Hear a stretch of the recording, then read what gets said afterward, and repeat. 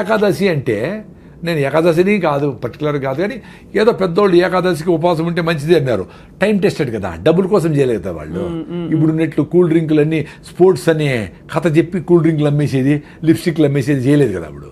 So దాన్నే trust it. అందుకని ఏకాదశికి ఉపవాసం ఇప్పుడు 36 hours ఉంటా. ఈరోజు సాయంత్రం నిలిపేస్తే ఫుడ్, రేపు ఏకాదశి 0 ఫుడ్, ఎల్లుండి పొద్దున్న వరకు నో ఫుడ్ 36 hours. కొన్నిసార్లు అట్లీస్ట్ 3-4 times నెక్స్ట్ రోజు కూడా నిలిపేసిన, అంటే 36 + 24 60 hours కూడా నో ఫుడ్. మరి ఎట్లా? మరి డాక్టర్లు ఏం చెప్పినాడు, నువ్వు అసలు ఖాళీ పెట్టకూడదు పొట్ట చెప్పారు రివర్స్ అయిపోయింది కదా అది.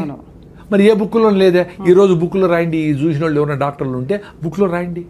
చాలా మంది ఎక్స్పీరియన్స్ అయినారు రాగి జాబ్ దగ్గర పోయిన వాళ్ళు. సో అయితే అసిడిటీకి మెయిన్ కారణం అన్నము ఎంత తొందరగా అరిగిపోయేటి ఏదైనా, చక్కెర పదార్థాలు ఏవైనా తొందరగా అరిగిపోయేటి ఏవైనా అసిడిటీకి కారణం. అయితే మన కారాలు, స్పైసెస్, మన ఇండియన్ స్పైసెస్ ఇవన్నీ కూడా అసిడిటీకి కారణం. ఏది తొందరగా అరిగిపోయి ఆకలేస్తుంది అది డేంజర్ అండి. అంతే. మీరు జొన్న రొట్టెలు 3 తింటే మీకు ఆకలి కాదు, రాగి ముద్ద తింటే ఆకలి కాదు, ఆరికలు సామలతో ఇడ్లీలు దోశలు చేసుకుంటే పొంగల్ చేసుకుంటే ఆకలి కాదు. Very simple. సో నీకు స్లోగా చిన్నగా అరుగుతా కార్బోహైడ్రేట్స్ అరిగి కొంచెం ఎనర్జీ ఇచ్చి మళ్ళీ ఫైబర్ అడ్డపడి మళ్ళీ ఇచ్చి అట్లా మీకు ఫుడ్ మీద. నేను పొద్దున్న తిన్నానండి, మీ మీద ప్రామిస్, పొద్దున్న తిన్నా, ఇంతవరకు ఏమి లే. 4వది ఉత్త వాటర్ తాగిన, టీ సార్ గ్రీన్ టీ ఏమి లేదు, 0. ఎట్లుంది ఎనర్జీ? మరి అందరూ ఇట్లా బతకచ్చు కదరా నాయన. ఎందుకురా? ఆరోగ్యం కోసము, హెల్త్ కోసము, హ్యాపీనెస్ కోసము సిగరెట్ తాగుతారు, టీ తాగుతారు. టీ తాగిపోతే నాకు బుర్ర పని చేయలేదంటారు, సిగరెట్ తాగిపోతే నేను బాత్రూమ్ పోలేనంటారు. ఇది చేసుకో. అరే పొద్దున్న లేచినప్పటి నుంచి బబ్లింగ్ ఎనర్జీతో ఉండేట్లుగా మనిషికి ఒక్కడికే స్కోప్ ఉంది. ఎందుకంటే ఫుడ్ గ్యారంటీ. ఎవరు వచ్చి మీద పడతారని భయం ఏమి లేదు. ఎక్కడికి పోయినా ఇప్పుడు వేరే జంతువులకి ఎప్పుడెప్పుడు ఏమేమి జరిగిపోతుంది భయం కదా పాప. వాటికి జింకకేమో పులి వచ్చి చంపేస్తుంది, పులికి అసలు జింక దొరుకుతుందని భయం దానికి. ఎందుకంటే 92 సార్లు జింక దొరకదు. దానికి ప్రాణ సంకటము, దీని ఫుడ్. సో ప్రాణ సంకటం ఈజ్ మోర్ రెలవెంట్. కాబట్టి దొరకకుండా పోయేదానికే ఛాన్స్ ఎక్కువ. ఇది కూడా నేను చస్తాను అనుకొని నేను ఫుడ్ లేకపోతే చచ్చిపోతాను అనుకుంటేనే అది దొరికేది. ఇది మనలాగా 1 గంట అయింది కాబట్టి ఆ స్మెల్ వచ్చింది, బిర్యానీ కలర్ వచ్చింది, అది చూస్తే జింక దొరకదు. అంత సీరియస్గా పెరిగింది. సో అంత ఫుడ్ రిక్వైర్మెంట్ ఉండేటప్పుడే తినేది జంతువులని.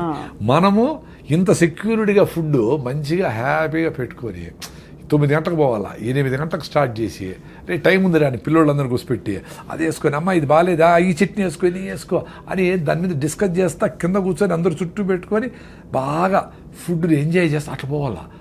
అన్ఫార్చునేట్లీ పొద్దున్న ఎట్లుంటుందండి ఇంట్లో, ఆటో వచ్చేసాయి కొట్టి నోట దూరంగా తినరా నాయన, ఇట్లే ఇప్పుడు లేట్ నువ్వు వేసి నీళ్లు పోసి కుక్కుతా ఉంటారు. అట్లా మమ్మీ 2 minutes అంటూ అది 2 minute నూడిల్స్ 2 minutes అదే ఈమెకు హ్యాపీ అనమాట. ఉడక పెట్టేసి మళ్ళీ టీవీలు చూసుకుంటాం. ఎంత దరిద్రం అండి బాగా. అసలు ఎవరికి ఓపిక లేదు. ఆశ్చర్యం అదే. ఇప్పుడు మేమేదో 45 ఏళ్ళకి ఆర్గానిక్ ఫార్మింగ్, నేచురల్ ఫార్మింగ్, దేశీ ఆవులు, బటర్ మిల్క్, మన పెరుగు, మన ఫుడ్, మన చెరుకు, మన బెల్లం అని అది ఎంజాయ్ చేస్తాం ఇప్పుడు. అందుకని ఇంత ఎనర్జీ ఉంది మాకు. 2 things అండి. ఒకటి ఆరోగ్యంగా బబ్లింగ్ ఎనర్జీతో ఉండి చచ్చిపోవాలా, లేదు బతకాల, లేదంటే చచ్చిపోవాలి. 2 ఉంటాయి ఆప్షన్స్. బతకాలి లేకపోతే చచ్చిపోయారు. పెద్దోళ్ళందరూ అట్లే ఉండి ఇట్లా ఉంగిపోయింటుంది ముసలామె. అయినా ఆమె యాక్టివ్గానే ఉండి ఊరికే మాట్లాడు, పల్లీలు వేసుకుంటుంది, ఒలుస్తూ ఉంటుంది, ఏదో దారాలు కడతాడు, జుట్టు పెడతాడు, ఏదో ఒకటి చేస్తూ ఉంటుంది. ఆ రాత్రి పడుకుంటే అది పొద్దునే చచ్చిపెట్టారు, లేదో దగ్గు వస్తూ చచ్చిపెట్టారు. ఇప్పుడు పండిపోయినారు, 90 ఏళ్ళు వచ్చినాయి. పండిపోయిన ఆకు గాలి వస్తే ఆ రోజే రాలుతుంది, లేకపోతే రేపు రాలిపోతుంది. అంత సింపుల్గా చచ్చిపోయినారు వాళ్ళు. మనం ఇప్పుడు డబ్బులు ఉన్నాయి కదా అని చెత్తంతా తిని 40 ఏళ్ళకంతా బీపీలు, షుగర్లు, థైరాయిడ్ తెచ్చుకొని ఇట్లా పెట్టుకొని హోల్ వేసుకొని ఇక్కడ బ్యాగ్ పెట్టుకొని పెట్టుకుంటా జల్లు గార్చుకుంటా ఎవడు తోస్తా ఉంటే ఎందుకురా బతికేది అట్లా 80 ఏళ్ళు బతికేది ఎందుకు, డబ్బులు ఉన్నాయని. మీ చేతుల్లో ఉంది కదా, యాక్సిడెంట్ కాకుండా తోలేది, ఆరోగ్యంగా ఉండేది. కొంచెం ఫిట్నెస్ కోసం పొద్దున్నే పరిగెత్తాన్ని, ముందులాగా పనులు లేవు. పొద్దున్న 1 గంట సేపు కేబీఆర్ చుట్టూ పరిగెత్తాలి కదా, పెద్ద అదృష్టం కదా మీకు. ఆ చుట్టూ పరిగెత్తి డబ్బులు కూడా అయినక్కడ చుట్టూ పరిగెత్తే మీ హార్ట్ లంగ్స్కు పాల్పిటేషన్ వచ్చి హార్ట్ కొట్టుకుందే, మీకు బ్లడ్ సర్క్యులేషన్ బెటర్ అయ్యి మొత్తం ప్రతి సెల్కి ఆక్సిజన్ అందందే మీరు ఆరోగ్యంగా ఉండలేరు. వారానికి 2 రోజులైనా ఆ పని చేయాల్సిందే. వారానికి ఒక్కరోజైనా నువ్వులు పోసుకొని ఎండలో లేకపోతే మీకు విటమిన్ D3 రాదు. మామూలుగా పనిచేసే అందరూ ఏసీల్లో ఉన్నారు. మీ B12 రావాలంటే అంబలి, ఈరోజు మిగిలిపోయిన నీళ్ళు పోసి పొద్దున్నే అంబలి అది చేసుకొని గట్ మైక్రోవేవ్ ఇంప్రూవ్ చేసుకుంటే మీ గట్ నుంచి బ్రెయిన్కి బ్యారియర్ ఉంటుంది అడ్డం, దాన్ని దాటుకొని బ్యాక్టీరియా ఒకటే పైకి పోతుంది, పైకి పోయి అక్కడ బ్యాక్టీరియాతో డ్యాన్స్ చేస్తుంది. అట్లా మన బాడీలో 350 ట్రిలియన్ల బ్యాక్టీరియా ఉంది. అవును, ఒరే మీరు బ్యాక్టీరియా జీరో బ్యాక్టీరియా తోచి వస్తూ ఉంటారు అందరూ, సైన్స్ చదువుకున్న వాళ్ళు అందరూ. అన్నం తినేటప్పుడు కడుక్కోండి చెయ్యి ఒకసారి, అందుకని బ్యాక్టీరియా కోసం చేసి తోమి వేసి నోట్లో లిస్ట్రిన్ డెటాల్ గిటాల్ ఎన్ని వాడు చంపేస్తారు స్వామి. అవి ఏంటి, నువ్వు బతికితే మేము బతకాలి కదా అని పాపం అవి మనములు బతికించేదానికి అవి లోపల పని చేస్తా ఉన్నాయి. మనం వాటి ఎప్పుడు చంపుదామని ఉండవు. ఏందిరా ఇది సైన్సా? అందులో గుడ్ బ్యాడ్ రెండు ఉంటాయి కదా సార్. కానీ గుడ్ బ్యాక్టీరియా బ్యాడ్ అవి గుడ్ బ్యాడ్ మనం డిఫైన్ చేసినాము.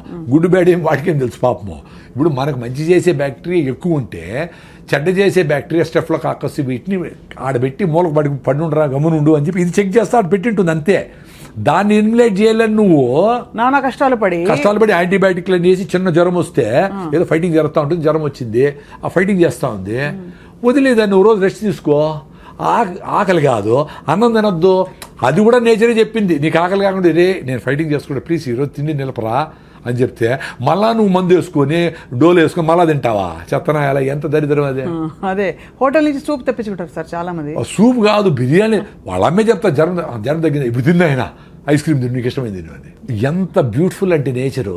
ఆ కుక్కకి జ్వరం వస్తే మటన్ పెట్టినా తిందు, అడవి గడ్డి తిని వామిటింగ్ చేసుకుంటూ తిని అబ్బాయిని వామిటింగ్ చేసుకుంటుంది. మరి నువ్వేంది జ్వరం వచ్చిందిరా నేను ఫైట్ చేసి వదిలేరా ఒక్కరోజు అంటే మళ్ళా ఫుడ్ పెట్టి అబ్యూజ్ చేస్తావా? మళ్ళా హాస్పిటల్లో చేరి సెలైన్ పెట్టించుకొని యాంటీబయాటిక్లు వేసుకొని మొత్తం అన్ని నగలన్నీ వేసుకునేట్లన్నీ సెలైన్లు పెట్టించుకొని హాయిగా ₹1,00,000 ఖర్చు పెట్టుకుంటావు. అంత దరిద్రమే. ఒక ఏజ్ వరకు హెల్త్ టక్కన రెడీ అవుతుందండి. చిన్నపిల్లలు ఏమి చేయకపోయినా రెడీ అయిపోతారు. పెద్దోళ్ళు కొంచెం టైం ఇవ్వాలి వాళ్ళకి. ఫీవర్ వచ్చింది ఒకరోజు రెస్ట్, ఎక్కువ ఫీవర్ వచ్చింది పొట్టను బాగా తడిపెట్టబెట్టి దుడిసి ఆడ తడిగుడ్డేస్తే 2 డిగ్రీలు తగ్గుతుంది. 100-101 ఉంటే ఎక్కువ అయితే మళ్ళీ ఫిట్స్ రావచ్చు, అది డేంజర్. అది చూసుకుంటా మదర్లు ట్రై చేసి వాళ్ళకి జావో గేవో సింపుల్గా ఫ్రూట్స్ గిట్సో పెడితే 2 రోజులు 3 రోజులకి యాంటీబాడీస్ తయారైంది.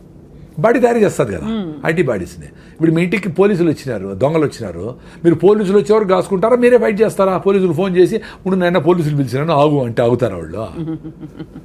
వాడు వచ్చిన దొంగ చేతులతో ఫైట్ చేస్తే చేతులతో, లేదా కత్తి ఎత్తుకొస్తే కత్తితో, లేదా ఇంకో గన్ ఎత్తుకొస్తే గన్నుతో. అంటే ఏ రకంగా ఫైట్ చేయాలనే మెకానిజం ఇంత బ్యూటిఫుల్గా ఈ బాడీకి నేచర్ 2.5 మిలియన్ ఎన్నో మిలియన్ ఇయర్స్ నుంచి వచ్చింది ఎవల్యూషన్. అవును అవును, దానికి స్కోప్ ఇవ్వాలి కదా. అవును, ఒకరోజు 2 రోజులు గమ్మును పడుకోండి ఇంట్లో తినకుండా.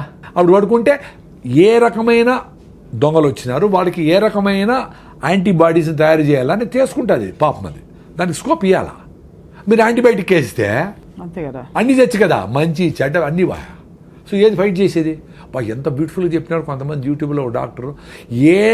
ఏ సెల్ అయితే క్యాన్సర్కు నువ్వు ఫైట్ చేస్తుందో ఈ కెమోథెరపీ ఇచ్చినప్పుడు ఆ సెల్స్ చచ్చిపోతాయంట.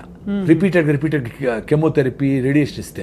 సో నీకు బాడీలో క్యాన్సర్ వస్తే ఫైట్ చేసే మెకానిజమే ఉండదు అని. అది తప్ప వేరే మార్గం లేదు ఇప్పుడు ప్రస్తుతం అయితే. అంటే అదే చెప్తా ఉండేది, క్యాన్సర్ వచ్చినాక ఆ బాధపడే బదులు మీరు యాంటీబయాటిక్స్ వేసుకోకనే ఉంటే, అనవసరంగా కెమికల్స్ వాడకుండా ఉంటే, అనవసరంగా పొల్యూషన్ పోకుండానే ఉంటే, ఏది క్యాన్సర్ వస్తుందో ఆ సెల్స్ని ఈ ఆల్రెడీ మీకు స్ట్రాంగ్గా ఉండే టీ సెల్స్ ఇవన్నీ అవి క్లియర్ చేసుకుంటా వచ్చేదాన్ని ఆటోఫాజీ అంటారు అని మీరు కూడా చేసింటారు ఇంటర్వ్యూ. ఆటోఫాజీ యషినోరి వసుమని నోబెల్ ప్రైజ్ ఇచ్చినారు. అంటే ఉపవాసం ఉండండి రా మీకు క్లియర్ అయితే పెద్దవాళ్ళు చెప్పినారు. మనం ఓకే అదెనలా. ఇప్పుడు నోబెల్ ప్రైజ్ వచ్చింది కదా సైంటిస్ట్కి, ఇప్పుడు ఉండండి ఉపవాసము. అప్పుడు కూడా మీరు రైస్ మాత్రం పట్టకుండా ఐస్ క్రీములు ఫ్రూట్స్ సాలడ్ ఉప్మాలు అన్నీ తినేస్తే అట్లా ఉపవాసం అంటే దేవుని కూడా మోసం చేస్తారా? ఉపవాసం ఉన్న వాళ్ళు చాలా ఎక్కువ తింటారు ఆ రోజు చాలా వరకు. అంటే వెరైటీస్ ఆఫ్ ఫుడ్స్ కదా, ముందైతే ఉత్తరం అన్నమే, ఇప్పుడు వెరైటీస్ ఆఫ్ ఫుడ్స్. అవును. సో ఇవన్నీ డ్యామేజ్ చేసి మన ఇమ్యూన్ సిస్టమ్ డ్యామేజ్ అయిపోతుందండి. Very simple. సో లంకణం పరమౌషధం అనేది మేము నమ్ముతాం. సూపర్. నేను ఉండా కదా, నేను పెద్ద అసిడిటీ పెట్టి నేనే ఉండా కదా, ఎప్పుడెప్పుడు వస్తుందని లాస్ట్ 3-4 days బ్యాక్ కూడా ఉన్నాను హ్యాపీగా. ఏమి ఇట్లే ఉండింది ఎనర్జీ. మరి నాకు డాక్టర్లు ఏం చెప్పినారు, నువ్వు తినాలా, నీ అసిడిటీ నువ్వు అసలు తింటానే ఉండాలా, తినలేదే మరి. సో ఏ మ్యాజిక్ జరిగింది కదా. నా ఎక్స్పీరియన్స్ అదే అబ్బా. మీరు ఉపవాసం ఉండేదాని ముందర మీ బాడీని రెడీ చేసుకోవాలా. ఇప్పుడు ఈ వీడియో చూసి మీరు తింటా ఉండే గీడిల్స్తో ఉపవాసం ఉంటే కళ్ళు తిరిగి కింద పడతారు. ఎందుకంటే మీ హిమోగ్లోబిన్ 6 ఉంది, నా హిమోగ్లోబిన్ 15.8, నేను 7 కిలోమీటర్ రన్నింగ్ చేస్తా, నా విటమిన్ D 69 ఉంది, నా B12 సూపర్గా ఉంది, నేను ఓపోడు తింటే కూడా బాగుండే ఎక్స్పీరియన్స్ అయినా నేను, నాకేం కాదని తెలుసు. ఇప్పుడు ఈరోజు నుంచి 2 రోజులు తినకూడదు అంటే కూడా నేను ఉండిపోగలను. మరి ఎంత మా మేనకోడలు డాక్టర్ కదా, మా ఉపాధి అదేంటి అన్నారు. మరి నా ఎక్స్పీరియన్స్ మరి ఏంటి, ఇప్పుడు సైలెంట్గా ఉంటారు కదా అందరూ.